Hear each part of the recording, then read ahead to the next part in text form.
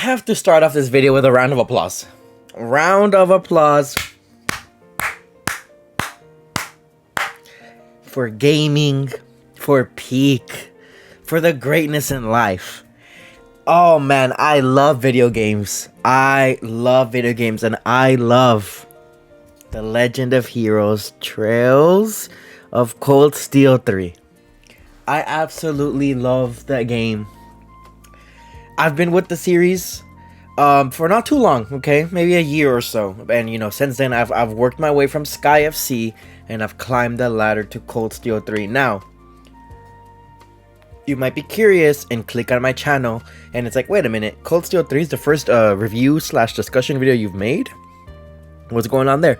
Well, although this channel did exist a year ago, I was a little too shy to make jrpg videos, you know, and I was really just dipping my toes in other stuff.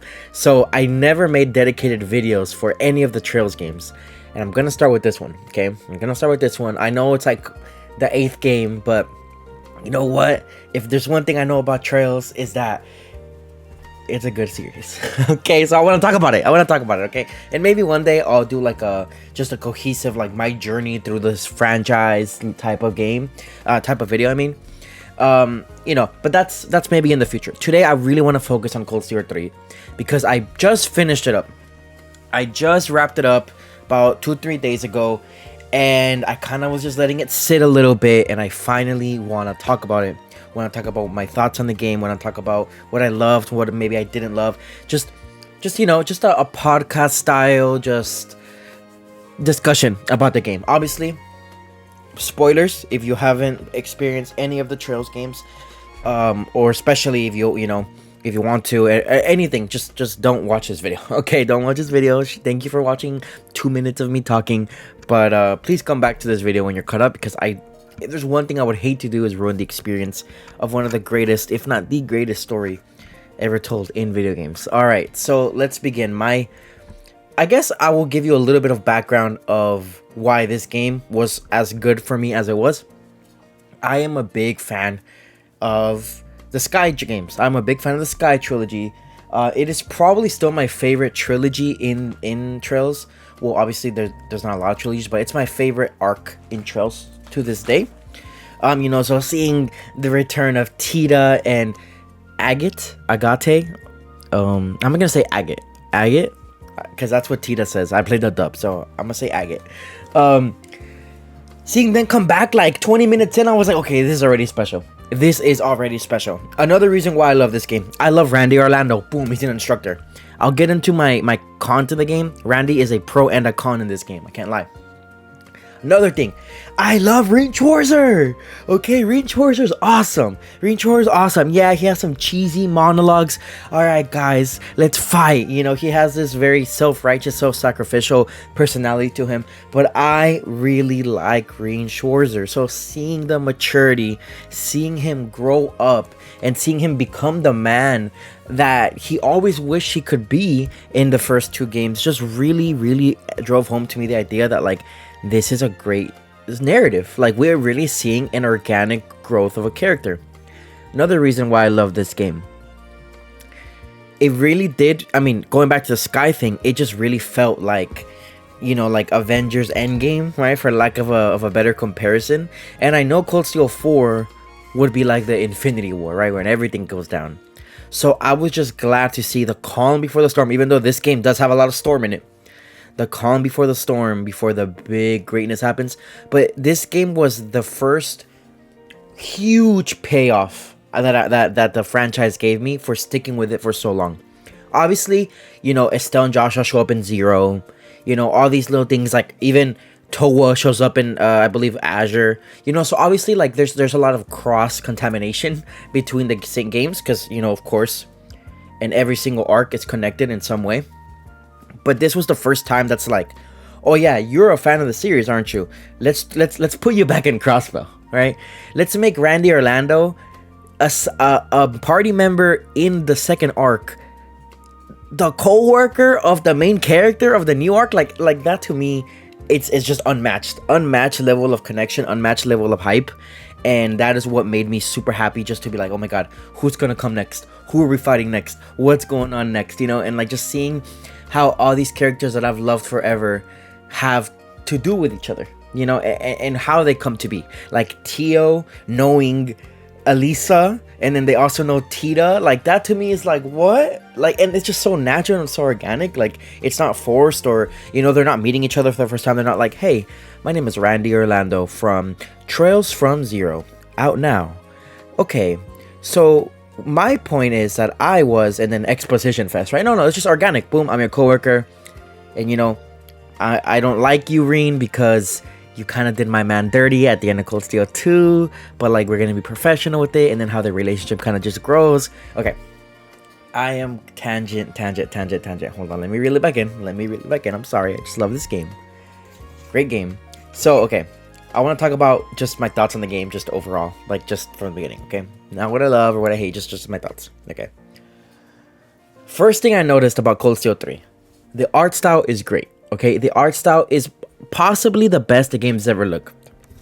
Now, I'm a big fan of the chibis, and also, controversial take, I don't know, I am a big fan of how Cold Steel 1 and 2 looked, okay? Maybe besides the big blocky fingers, but the way that Cold Steel 1 and 2 looked kind of had a charm to it. I actually went back and did the final dungeon of Cold Steel 2 after, I believe last night, after finishing Cold Steel 3. Just so I can, like, see what the game used to look like, just so I can refresh my memory. And yeah, it does look very different. The UI of Cold Steel 3 is great. The new combat system, I guess, like, it's still kind of the same combat system, but, you know, there is a little bit of tweaks, just kind of how Trails is. It gets kind of tacked on. I am someone that never really latched on to the combat system that well. Like, I know there's a lot of people that live and die by this combat system and they really like it. I'm here for the story and for the ride. Now, I mean, I don't play like on very easy and just like spam A, like spam neutral attack. But, you know, I'm not really super deep in, like, character builds and roles and all these crazy stuff and, like, speed. I don't know, like, I kind of have an idea, obviously 8 games in, of how the combat works. I can kind of strategize my team, but I feel like I'm very superficial with it. Like, Reen Schwarzer, I just put a bunch of attack stuff. Like, literally, like, my final orbits with him were just, like, plus 200 attack, and then, like, all the 25% freeze, 25% to this. I know I'm probably playing wrong, but that's just kind of how I did it. But, you know, I still had fun with it. You know, I just kind of have one dedicated healer that knows, like, Sympheric Ring or whatever, that super OP ability, and just make sure they can cast it, like, the next turn, and boom, I win. But yeah, the combat system, obviously, again, serviceable, right? It does its job.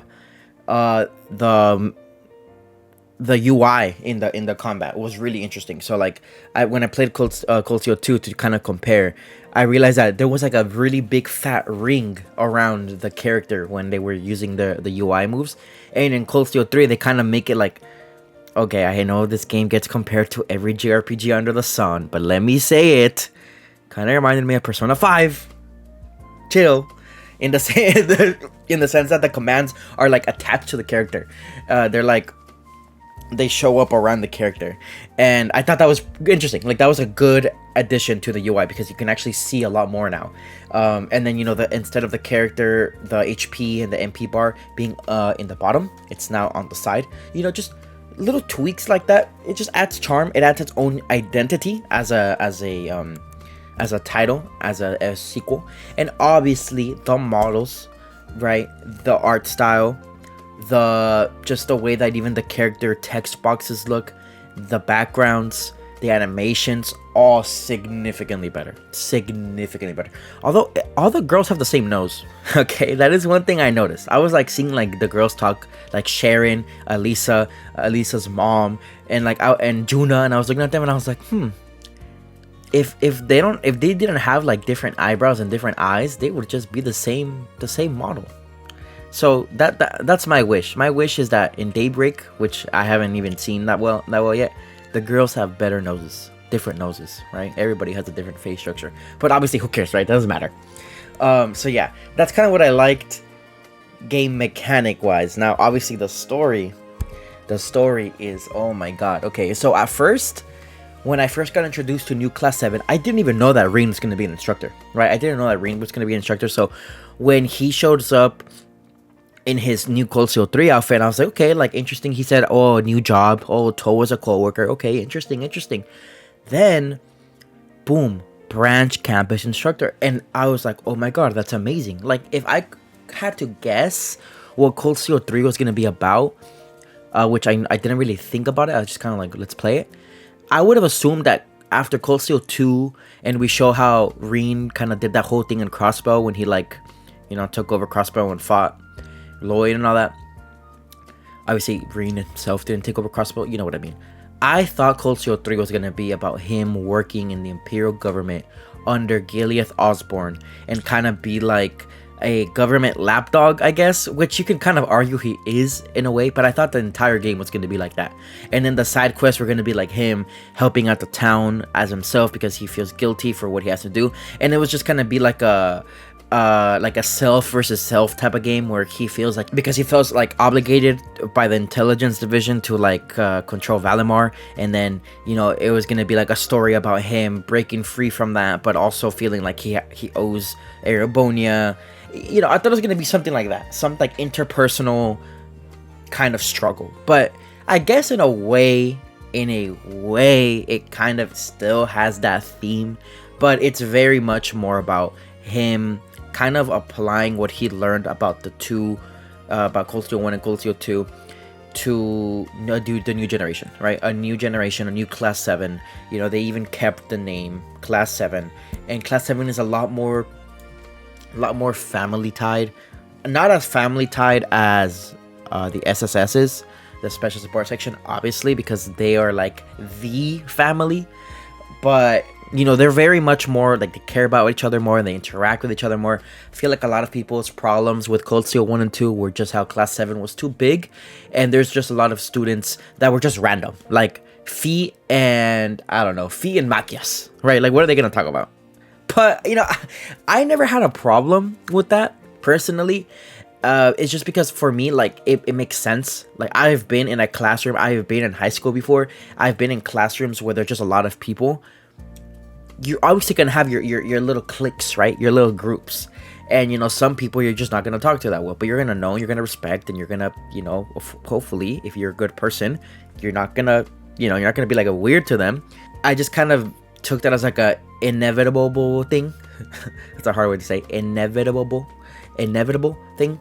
When you want to follow this many people, right? Because it's not just Class 7, it's also the Crows. Well, Crow and Milliam are Class 7, but you know, Crow's little group with Toa, George, and Angie. Then you have Sharon, and you know, Sarah counts, Instructor Sarah. So you have a lot of characters that you really want to build upon in Cold Steel 1 and 2. So yeah, some do fall by the wayside, and you know, even those characters that people say fall down the wayside, like Elliot. I really like Elliot. I'm an Elliot fan. Every time I have a chance to use Elliot, I'm a big fan of his movesets as well.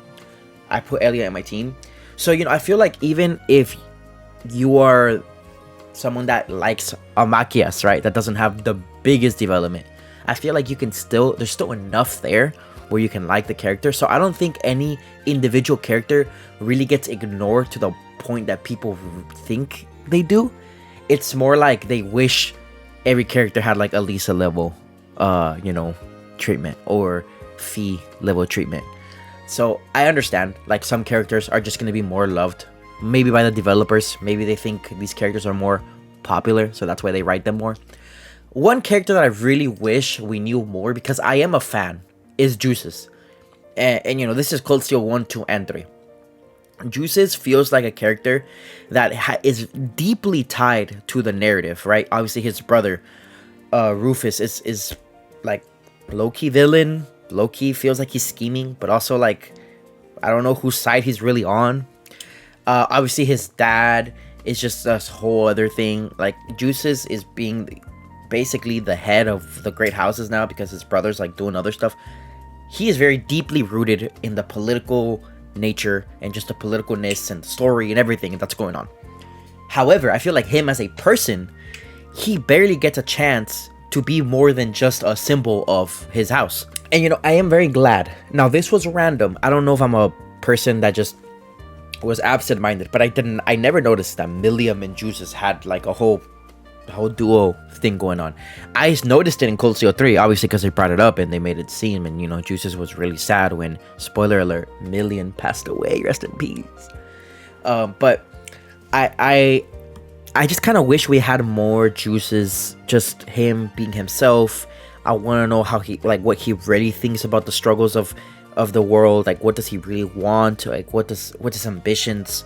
What does Erebonia mean to him? How does he feel about his brother just being like Gilead Osborne's basically right-hand man?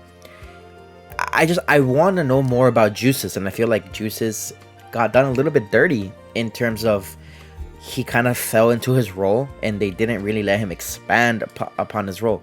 So hopefully in Cold Steel 4, we're gonna see more Juices, just, you know, who he really is, right? What makes him tick. That's one character that I noticed that I wish we saw more of. If we're talking about characters that I wish we saw more of, come on, man. You can't bring back Randy Orlando. You can't bring back the GOAT, Randolph Orlando, my favorite character from the Crossbow duology. Not even make him playable, not even give him an arc. Like, you barely gave him an arc. When we came back to Crossbow, I was like, now's our time. Now's our time. He said, oh, I'm banned from going into the city. I can't do it. Now, it makes sense. It's actually a pretty interesting piece of world building there. That they know who Randy Orlando is. They know what he's capable of. And they know why he shouldn't be allowed in Crossbow. Obviously. However, come on, man. I wanted more. Now, I understand too that characters grow up, right? That characters change. Humans change. We're all different. But I feel like his essence, his charm, was kind of lost a little bit. Like, I like the goofy big brother personality of Randy. I like the fact that, you know, he is very dependable. He's very responsible and he can get stuff done. But he also has this silly side to him. Obviously, the womanizer side to him. The gambling addict side to him. And yeah, there's bits and pieces of that there. But I feel like they made him a little bit too mature, which is probably not like a thing that most people care about. But I feel like what made Randy was kind of absent in this story, in this specific story, being Cold Steel 3. Don't get me wrong, I like his little interactions with Tio, like when they high-fived each other and they came back. I like his conversation with Reen when they were both like, hey, we're very different people, we are two sides of the same coin, but let's chill, we're co-workers, and let's move forward. You know, you have your reasons for doing stuff. I do too. And that's another thing. I don't really know what Randy's goal is. Like, what is Randy doing with his life, basically? They kind of talked about why he's an instructor. They kind of mess with that idea a little bit. But I really want to know, like, okay, Randy's 5-year short and long-term goal. What is it? Like, why is he doing this? What does he really want out of this? And what's his plans with the SSS? What's his plans with himself? What's his plans with Erebonia, with Crossbow? Like, I really want to know more about Randy's thoughts. Same with Juices, right? I just want to get more into their heads a little bit. And that's a character that I wish we saw more of. As far as that, though, I mean, that's pretty much it. Like, every other character had a pretty good reason to be in there. I liked Class 7 a lot. Like, Juna. Kurt was okay. I liked him. I like the whole Vander situation. Obviously, he had a lot of development. He obviously learned a lot. I kind of felt like Kurt, at least in the beginning, was kind of a vessel for Reen to kind of teach, specifically Kurt, because he's a swordsman, because he's very kind of like a young Reen in the sense that, yes, he's responsible, but he's also kind of like he's very hard on himself, feels like he's not good enough, especially living in the shadow of his older siblings and his family. Feel like Reen kind of used Kurt to teach a young Reen, right? He kind of saw Kurt as a younger Reen and said, I'm going to teach you the things that I wish I knew when I was a student so that you don't make the same mistakes that I did. And that was really cool. Their relationship from teacher and student, I felt it was pretty deep, and I enjoyed that. Apart from that, though, I feel like Kurt was just kind of bland. Like, I don't know. Like, I need a little bit more seasoning. I think I need a little bit more sauce with my characters, and Kurt just wasn't it. But you know, I mean, all love, right? All no disrespect, Kurt. He's a great character. He had a lot of good moments. I think back at the Crossbow, chapter 2, when he was talking with Juna, obviously Altina as well. That was a really good moment with Kurt. And you know, I want to see more of him, but he's definitely my least favorite character, class 7. Although I don't feel like he's irrelevant or anything. Like, he is important. I just maybe not my type of character. Juna, I really like Juna. I really like Juna. She's probably my second favorite student, class 7, new class 7. I feel like Juna is a perfect character to show the relationship between Erebonia and Crossbow.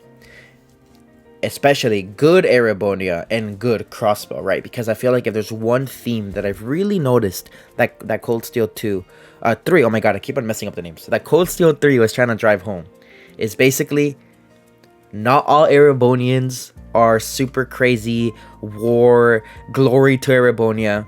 Same way that not all Crossbow people are these basically patriots to Crossbow and like just are like basically just because there's two different people from two different nations with two different ideologies does not mean that they have any venom or any animosity with each other, right? Perfect example of this is Reen and Juna. Juna obviously is a lot more mature. She's quite a bit younger. She's still a student. So she feels this passion with Crossbow, which is perfectly fine, right? Free Crossbow. By the way, if you want to know my political standing in Trails, free Crossbow. I'm with Juna there. But you know, she just automatically hates Reen, right? Oh, you're Erebonia. You're Erebonian scum just like everybody else. You know, why do I need to be taught by you? You know nothing, like this and that. However, we learn later that Juna had this internal struggle where she was actually saved by Reen. Not just her, but her whole family was saved by Reen. And, you know, I bet you when she entered that school, she walked in that hall and she looked up and saw her teacher. She said, not this dude. Not this dude. Right? And then Reen's over here. Reen is basically the equivalent of not all men. Right? Like, Reen is the epitome of, but not me though. But actually, not like the way that people say that. Oh no, not all men, not me. Reen actually means it. He is a good-willed person. Obviously, we know this, right? We've been following him for 2 games. We know that Reen means well. There's a lot of stuff out of his control when Lecter waves that contract in his face, right? He can't really say no to that. But Reen is a person that takes matters into his own hands, is very opinionated with the country that he's from. He wears his morals on his sleeve, his feelings on his sleeve, and he really lets his students know, like, hey, just because I'm an instructor of Erebonia, just because, I mean, they don't know this, but just because my dad is Gilead Osborne does not mean that we just have to blindly follow what our country says. You know, and Juna, like, I know that Reen was understanding of Juna's position as someone that opposed him. Reen was very understanding that what he did, what he could perceive, even to the point where I don't know if Reen himself brought it up or a character just kind of told him, but there was a moment when they were like, oh no, like a lot of people in Crossbow like you, and Reen was surprised. He was like, oh really? Like I thought I would be enemy number 1, but you know, he's not, because it's a little bit more complicated than that. Things aren't really black and white like that. And I feel like Juna kind of had to learn to accept that, hey man, maybe there is a future where Crossbow and Erebonia can prosper together. Obviously the pretzel scene, if you did that social event with her, was a very, very simple way of describing it.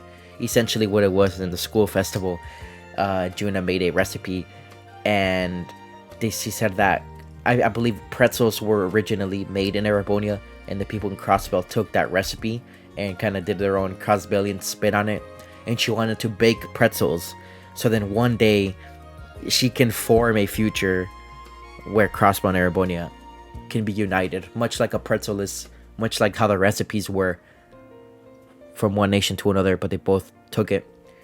And you know, it was cute. It was a cute little like student way to look at the political struggle of their two nations, a way for her to kind of like have control of the situation, even though she might feel very helpless. Obviously not one single person, I mean, unless your name is Cassius Bright, can change the entire scope of a nation. So, you know, I feel like Juna feels very powerless, but the pretzel scene was just kind of like, hey man, like at least I can make a pretzel, right? So yeah, Juna's awesome. Great character. And a really good character to just show the Crossbellion side of the story. Altina, very interesting character. Altina is, she for me kind of fell a little short. Now, not to say that I don't like her, because I do. I actually have an Altina figure on my shelf. I'm looking at it right now. I like Altina. She's cool. I feel like for me the biggest thing with Altina is that her story didn't really move forward the way that I kind of hoped it did. She is still shrouded in mystery, and I feel like that's just a narrative reason. She's still shrouded in mystery, who she is, who she comes from. Obviously, we know bits and pieces of the Black Workshop, but we don't know enough to like really like pinpoint exactly who Altina really is. I did really just enjoy, you know, it's a very classic story, but I enjoyed the story of following her and, you know, what it means to be human, what it means to have emotions, what it means to think for yourself after being spent your entire lifetime, or in Altina's case, being built in a lab, spending your entire lifetime away from people, spending a lifetime not being told to think for yourself, not being shown what emotions are, and just kind of seeing her open up. You know, that moment where she gets a picture taken about her classmates and she smiles. I believe that's the first time we see her smile. When she constantly questions, like, hey, why do I not only want to protect Instructor Reen, which is my mission, why do I also want to protect Juna and Kurt, which is like not my mission, but I want to. That type of stuff is good. Again, nothing new, right? Nothing groundbreaking. It's a story that we've seen for ages, but it's still nonetheless a cute and good one to follow. Not to mention Milliam and Altina's relationship. That was a good one. I did enjoy that one. That's pretty much all I have to say about Altina, though. Muse,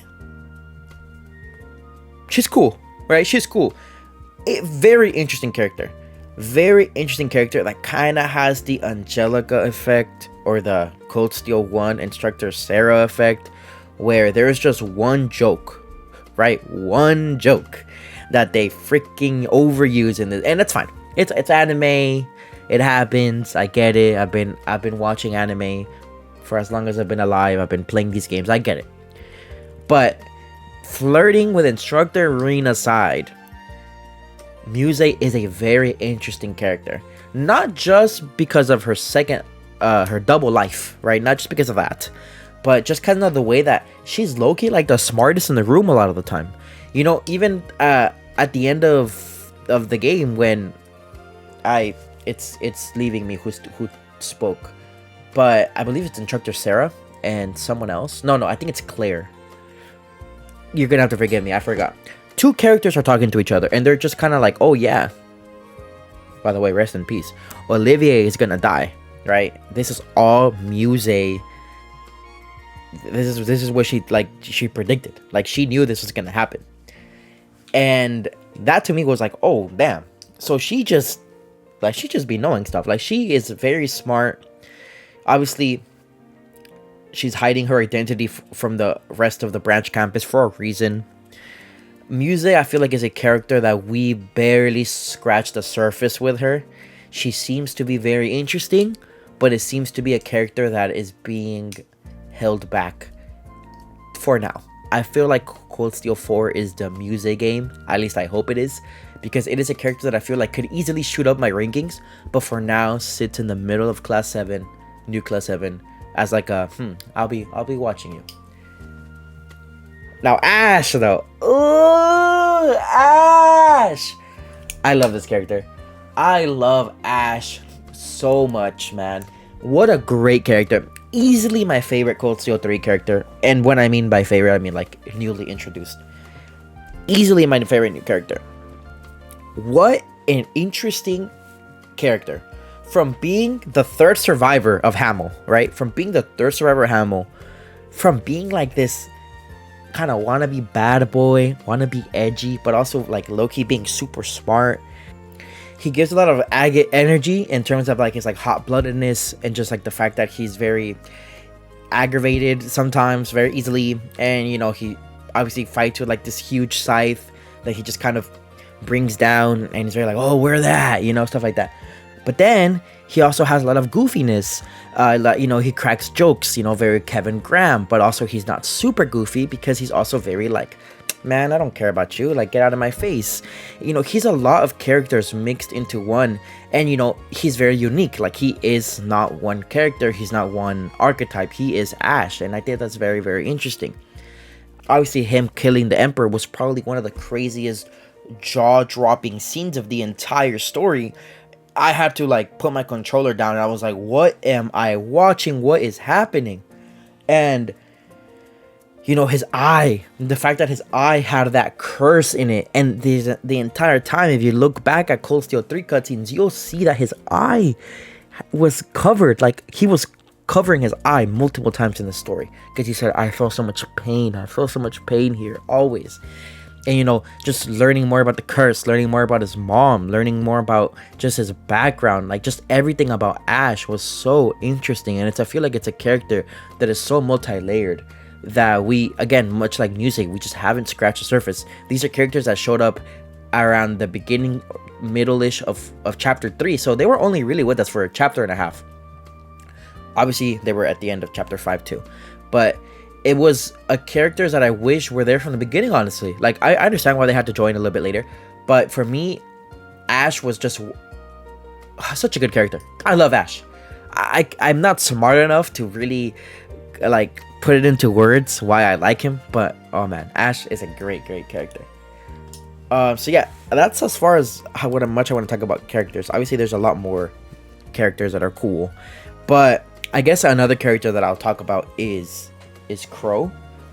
Crow to me, and I guess with Crow, George, and just the whole entire Black Workshop Gnomes thing, I don't have a lot to say about the Black Workshop right now, except for the fact that I feel like they are running most of this, right? At first I thought it was, oh, Ouroboros is behind everything, and I still kind of feel that way. But I kind of feel like the gnomes in the Black Workshop, although I don't really know what that even means. From my understanding, they're the ones that have discovered how to revive people, right? Fee's boss and Crow. They're the ones that hold the key to a lot of the mystery of this world. So I'm very curious to see just exactly how deeply rooted in this narrative the gnomes are, and how much, you know, longevity they have. Because at first I thought it was just Ouroboros, and every other, you know, Red Constellation, every other like mini bad guy would just be kind of like an arc exclusive. But no, like, it looks like the gnomes are here to stay. Like, they have a lot more to just kind of dig deep. And yeah, George being a Jorg, whatever, without any, being a villain was very, very interesting. Very, very interesting. Obviously, that scene between him and Toa was awesome. And yeah, in that final war, just, I want to know more about Gorg. I don't even know how to say his name anymore. And obviously, I don't think he actually killed Angelica. I really don't think so. But I'm curious. I'm really, really curious about him. And also very curious about Crow. He finally got his memories back at the end, and he said, man, why do I have to remember now? So I'm very excited for Cold Steel 4 to be the Crow and Reen reunion that we have been waiting for. But, you know, he didn't really do much in Cold Steel 3. He had his little monologues, and that's it. I have not a lot of things to say about Cold Steel 3. Crow, although I love Crow. Crow is my favorite character of the Cold Steel games. So, you know, obviously really excited to see my boy back. I kind of had it spoiled that he did come back, but I'm very glad that he's here anyways. But yeah, other than that, I guess I can talk about the ending. The ending to Cold Steel 3 was insane. It really was possibly the greatest ending of any Trails game that I've played. Just from the Hex clan and the gnomes into the final war with everybody back and Olivier dying. Like, I cannot believe Olivier really is dead. And honestly, I believe it. Like, as much as I want to say, oh no, but resurrection exists in this world, oh no, but I think he's dead. Honestly, genuinely, I think he's dead, which sucks because I love him. He's like a top 3 character for me across the whole franchise. I love Olivier, Oliver, what do you want to call him? But oh man, that was such an intense scene when they all said goodbye to each other, when the Radiant Blade Master said goodbye to Laura. and she actually had to see her own dad die. Like, that to me, Toval, oh man, that to me was really, really sad. And then obviously the fights, fighting McBurn and Arianrod, like, that was crazy. Fighting Rufus, and just that entire 2-3 hour stretch of the final dungeon was just cinema, man. That was peak. Then at the end, oh my god, when you fight the dragon, then Milliam comes in and sacrifices herself.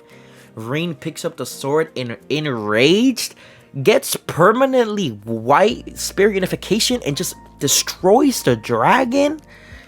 Oh my god, man, that was one of the greatest scenes in any video game I've ever played, honestly. Like, that is not something I say lightly. That was a very emotionally just intense scene, and I loved it. And then Gilead Osborne grabbing him by the neck, and the game ending, man. Oh my god.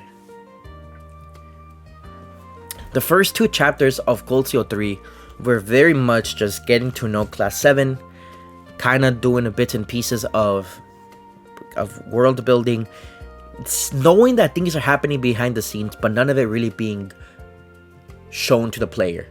Until the final chapter 4 into chapter 5 was just a cinematic experience. It was so good. For an introductory game, you know, I feel like Cold Steel 3 was what 0 was what first chapter was what Cold Steel 1 was, which is basically a setup game for Cold Steel 4. That makes me very excited for Cold Steel 4. That makes me very, very excited. You know what? So excited that I'm going to go play right now. So yeah, thank you for watching my Cold Steel 3 discussion video. Sorry it was all over the place. It was a lot more character focused, but I just really like characters. And yeah, I hope you enjoyed. I hope you enjoyed listening to me ramble about this game. And I'll see you with the regularly scheduled content later. Bye.